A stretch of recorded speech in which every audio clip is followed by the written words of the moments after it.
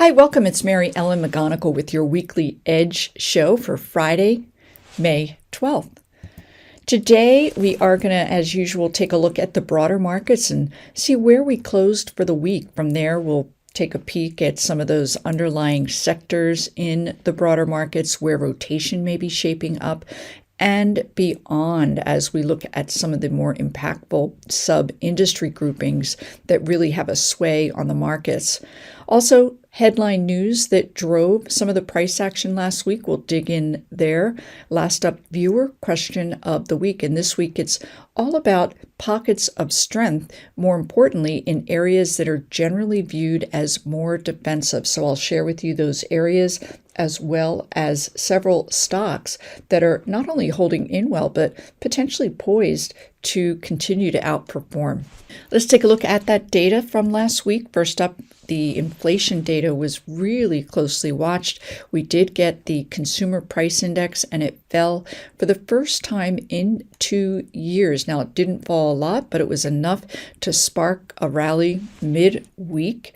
From there, however, we did get remarks from the New York Fed president where he cited signs of credit tightening with these regional banks pulling back in their lending activity. Not good news. That brought out recession fears because these corporations need capital in order to expand. Next up was the producer price index, and this is more impactful relative to inflation data. It's very closely watched by the Federal Reserve. Now, this did come in with an increase. However, it was the smallest increase in 16 months. Nonetheless, the fact that it did tick higher was not good news for the markets. That came out on Thursday. We saw more of a response on Friday. And on Friday as well, consumer sentiment for May tumbled to a 6-month low, and that's amid inflation fears and possible recession fears. So that was not good news as we closed the week as well. Next week, we're going to get some retail sales data for April. Also, housing data will be released and see if that impacts the very strong housing industry group. And then leading indicators will come out late next week as well. So from here, let's take a look. Where did the markets close for the week? And here we are with the daily price chart of the S&P 500. Here's that back and forth that we did experience last week, quite bumpy and volatile. However, we did remain in this tight trading range that's been taking place since the end of March, on the lookout for a potential move above that 4,200 level. That's been a key area of upside resistance. If we can get up above that and remain above it, that would be quite constructive. On the downside, any pullbacks, we're going to want to see support at this red 50-day simple moving average. As a move below that could easily indicate further near-term downside. Stochastics up here in positive territory, as is the RSI. So our momentum indicators, while they are mostly flat, they are in positive territory. So from here, we can take a look at the tech-heavy NASDAQ, which has been overall acting quite a bit better year to date, mostly because of those mega cap FANG stocks. Again, last week, Alphabet up 11%, Netflix almost 5%, Amazon about 4%. So the vibrancy in these bigger names is helping support this NASDAQ index, positive momentum here on that RSI and on the stochastics. I will share with you one sub-industry group within the NASDAQ or within technology that turned positive last week. And from there, perhaps we'll have time to take a look at a couple of stocks that are really holding in quite well. So let's go ahead and take a look at those underlying sectors, the 11 sectors in the S&P 500. This is a 2-month daily price chart view. I've added an RSI indicator, and then from here, we can take a look at where those sectors are that are outperforming. They're going to be up here in this upper quartile, and lower right is going to be the weaker areas. So first up here, consumer staples continues to be a real big relative outperformer here, and we can see it did turn positive again last week. All about these staples stocks that have been able to raise their prices and still have strong sales in this inflationary environment. Next up, XLC is communication services. I talked about Alphabet, and that is a heavyweight name in this sector, helped drive this group higher and up to the forefront. And here is technology. I mentioned that overall, relative to its peers, it has been holding in quite well. The heaviest weighted names in this sector are Apple and Microsoft.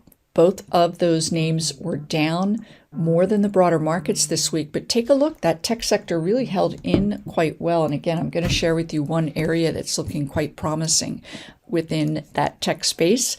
And also, as we move forward, you want to make sure that you're not overly represented in these weaker areas. And certainly financials come to mind. I will share with you that regional banking ETF, but that downtrend is very firmly still in place for financials. Energy continuing to deteriorate here, and another week of underperformance. A lot having to do with that price of oil that we'll take a look at in this next view as well. So let's go ahead and take a look at some of these really defined ETFs that I find super helpful in staying on top of the broader markets. Again, a 2-month daily price chart view, strength to weakness, and let's take a look. The US dollar is on the rise. It's certainly on track to have a move somewhat similar to this February increase that we saw. And this is all about potential shifts in investors' outlook for the Fed's interest rate policy. Rising rates push up the US dollar. And then in turn, we did see gold and some of these other commodity-related stocks trend lower. From here, we can take a look at some of the other areas, and this is software ETF, IGV, and this is the area in tech that I mentioned it turned bullish with a move above that 21-day simple moving average. Not really powerful downtrend reversal, but we did get that positive black line up through the red in the MACD, indicating a potential shift into an uptrend, and the RSI in positive territory. So I'll share with you where that strength emanated from within technology.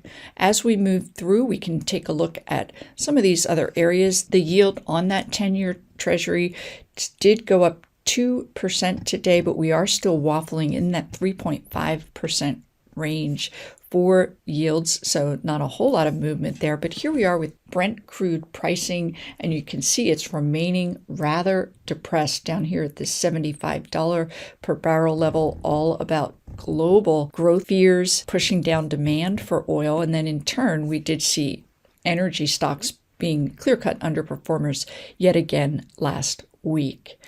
So from here, I do want to go ahead and share with you, I talked about the concept of not only defensive areas that are holding in well in this current market environment, but let's take a look at software stocks. And first up is Zscaler. ZS is the ticker symbol, and this is one of the companies that really pushed software and stocks in their group. Zscaler is a major provider of software that provides security so that data cannot be breached, networks can be safe, and it did gap up over 22% last week, and all about the company pre-announcing their earnings. They are not due to report for a bit here, but they did pre-announce very strong outlook for this year, and that in turn pushed a number of other software stocks that are in that security space quite a bit higher. This is Palo Alto, poised for a base breakout here. That momentum just shifting now into positive territory.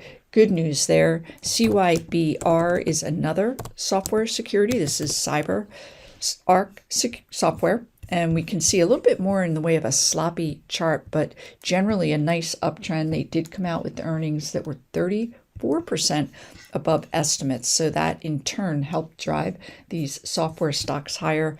From here, let's take a look at areas that are generally viewed as defensive. And certainly you would say consumer staples. We can take a look at CELH, Celsius, gapped up on earnings, and a nice continuation rally beyond that.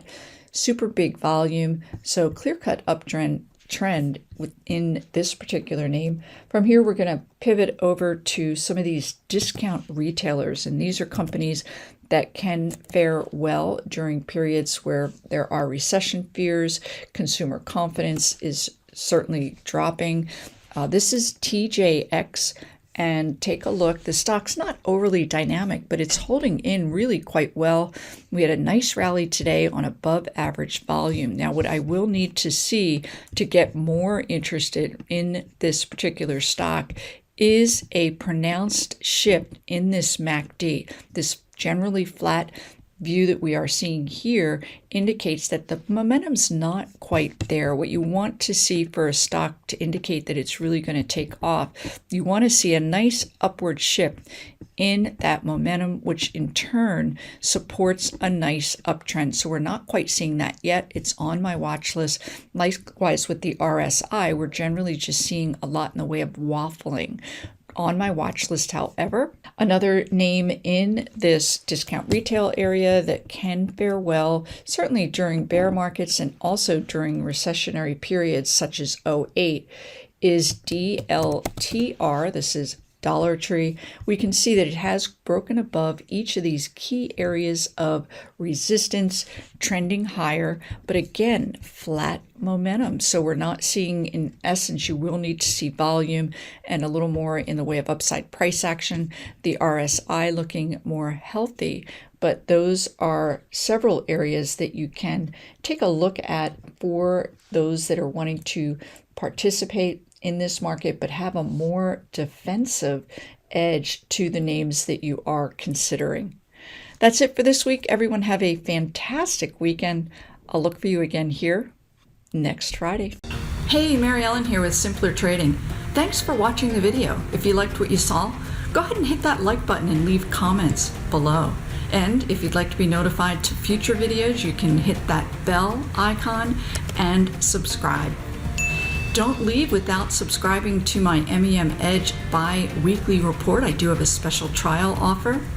And for those who'd like to learn about trading live with us, you can go ahead to simplertrading.com to learn more.